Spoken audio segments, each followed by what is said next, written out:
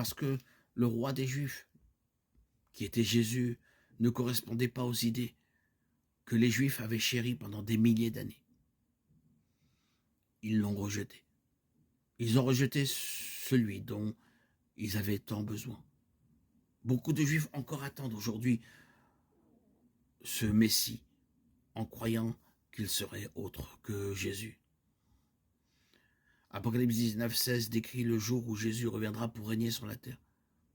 À ce moment-là, les anciennes prophéties d'un royaume terrestre de Dieu s'accompliront et personne ne doutera que Jésus est bel et bien le Messie, le libérateur, le Dieu d'Israël, le Dieu vivant, le vrai Dieu, le Dieu véritable, le Dieu qui, de la création du monde, celui qui a permis à Israël de sortir d'Égypte.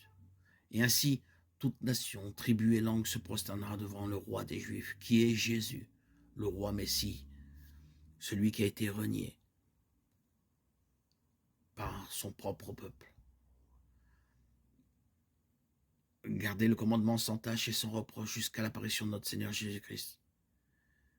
Il fera apparaître au temps fixé, lui qui est le bienheureux et seul souverain, le roi des rois, le Seigneur des seigneurs, lui qui seul possède l'immortalité, qui habite une lumière inaccessible que personne n'a jamais vue, ni ne peut voir.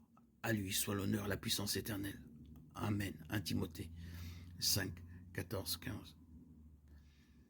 Car il est écrit, je suis vivant, dit l'Éternel, tout genou fléchira devant moi et toute langue confessera Dieu. Romains 14, 11. Philippiens 2, 10. Afin qu'au nom de Jésus, tout genou fléchisse dans les cieux, sur la terre et sous la terre. Et enfin, Apocalypse 5, 9. Et ils chantèrent un cantique nouveau en disant, tu es digne de prendre le parchemin, d'ouvrir ses sceaux, car tu as été immolé par ton sang.